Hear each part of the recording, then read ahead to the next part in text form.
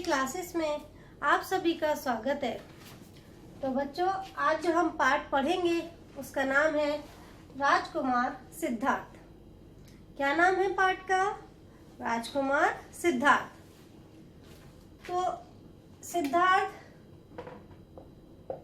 जो थे कपिल वस्तु में रहते थे। सिद्धार्थ कहाँ रहते थे? कपिल वस्तु में रहते थे। और सिद्धार्थ को जो है प्रकृति का आनंद लेना बहुत अच्छा लगता था। सिद्धार्थ को प्रकृति का आनंद लेना बहुत अच्छा लगता था। तो वो प्रकृति का आनंद लेने के लिए राज उद्यान में टहला करते थे। तो एक दिन जब वह टहल रहे थे, राज उद्यान में टहल रहे थे, तो उनको वहां पर एक आवाज सुनाई दी। एक बहुत ही दर्दनाक आवाज सुनाई दी। तो उस आवाज को सुनकर ही राजकुमार सिद्धार्थ समझ गए कि ये किसी हंस की आवाज है। पर वे सोचने लगे कि ये आवाज में इतना दर्द क्यों है। फिर जहां से आवाज आई थी वो उसी जगह पर जल्दी से गए। तुरंत वो उसी जगह पर पहुंचे जहां से उनको आवाज आई थी। जब वे वहां पहुंचे तो उन्होंने क्या देखा कि एक हंस बुरी तरह घायल होकर पड़ा है। उसके शरीर से खून बह रहा है। उसको किसी ने तीर मारा हुआ था, उसके शरीर पर तीर लगा हुआ था और उसके शरीर से खून बह रहा था। तो क्या देखा राजकुमार सिद्धार्थ ने? राजकुमार सिद्धार्थ ने एक घायल हंस देखा। हंस को देखकर राजकुमार सिद्धार्थ को बहुत दुख हुआ। तो उन्होंने क्या किया? उन्होंने हंस को गोद में उठा लिया। हंस को गोद में उठाया, फिर प्यार से हंस के सिर पर हाथ फेरा, फिर धीरे से उसके अंदर का घुसा हुआ तीर निकाला। सबसे पहले उन्होंने क्या किया? तीर निकाला। तीर निकालने के बाद उसका वहां पर साफ पानी से उसका घाव धोया और फिर मरहम पट्टी के लिए वह राजमहल ले जाने लगे। जब वह राजमहल लेकर जा रहे थे तभी उनका चचेरा भाई देवदत्त वहां आया। देवदत्त कौन था? देवदत्त सिद्धार्थ का चचेरा भाई। कौन था? चचेरा भाई। देवदत्त ने कहा कि ये हंस मेरा है, इसको मेरा तीर लगा है तो इसको मुझे दे दो। सिद्धार्थ ने कहा कि नहीं, मैं इसको तुमको नहीं दूंगा। तो देवदत्त ने कहा, क्या कहा देवदत्त ने? कि शिकार पर उसी का हक होता है जो शिकार करता है। सिद्धार्थ ने बोला कि मैं तुम्हें ये कैसे दे दूं? तुमने तो इसको मारना चाहा और मैंने इसको बचाया है, तो इसलिए ये मैं तुमको नहीं दूंगा।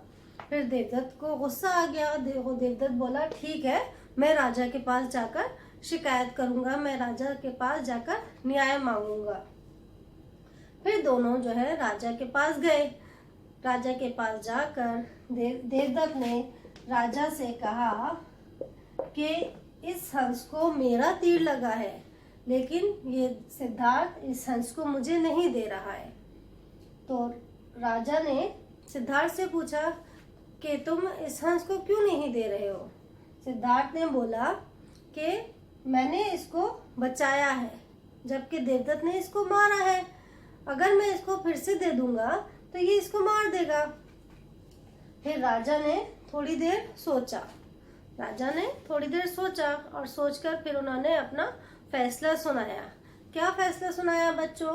राजा ने कहा कि मारने वाले से बचाने वाले का हक अधिक होता है। मारने वाले से बचाने वाले का हक अधिक होता है। इसलिए ये हंस सिद्धार्थ के पास ही रहेगा। इसलिए ये हंस सिद्धार्थ के पास ही रहेगा। सिद्धार्थ ने जब ये सुना तो सिद्धार्थ की आंखों में अनोखी खुशी की चमक थी। फिर वह उस हंस को अपने राजमहल ले गया और जाकर वहां पर उसने उसकी मरहम पट्टी की। फिर कुछ दिनों बाद हंस बिल्कुल ठीक हो गया और फिर से उड़ने लगा। कभी वो राजमहल की छत पर जाकर बैठता, फिर कभी पेड़ों पर बैठता और हर थोड़ी थोड़ी देर बाद वो राजकुमार सिद्धार्थ के पास आ जाता था। राजकुमार सिद्धार्थ जब हंस को देखते तो उनको बहुत खुशी होती थी। तो बच्चों, इस पाठ से हमें क्या शिक्षा मिलती है इस पाठ से हमें ये शिक्षा मिलती है, मारने वाले से बचाने वाला बड़ा होता है।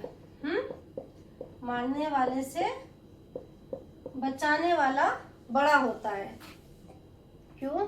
क्योंकि हमें किसी को भी नहीं मारना चाहिए। सिद्धार्थ ने कहा था देवदत्त से कि इन भोले भाले जीव जंतुओं को तुम्हें मारकर क्या मिलता है? इन सबको भगवान ने बनाया। भगवान कभी नहीं खुश होंगे कि बिना किसी बात के हम किसी भी पशु पक्षियों को मारें, तो भगवान नहीं खुश होंगे, क्योंकि इनको भी किसने बनाया है? भगवान ने बनाया है। तो हमें जो है किसी को भी नहीं मारना चाहिए। और अगर कोई मार रहा है किसी को और आपने देखा कि मार रहा है, तो आपको उसको बचाना चाहिए। क्यों बचाना चाहिए? क्योंकि बचाने वाला बड़ा होता है। मारने वाले से बचाने वाला बड़ा होता है। तो यही हमारी इस पाठ की शिक्षा है, मारने वाले से बचाने वाला बड़ा होता है। ओके बच्चों, उम्मीद करती हूँ ये पाठ आपको समझ में आया होगा। अगर आपको ये मेरी वीडियो पसंद आती है तो इसको लाइक कर दीजिएगा। चैनल को सब्सक्राइब नहीं किया है तो सब्सक्राइब कर दीजिए, और साथ ही साथ बेल आइकन का बटन भी दबा दीजिएगा, ताकि जब मेरी अगली वीडियो आए तो आपको पता चल जाए। अगर आपको कोई प्रश्न पूछना है तो आप कमेंट बॉक्स में जाकर प्रश्न पूछ सकते हैं, आपको उसका जवाब अवश्य मिलेगा। धन्यवाद।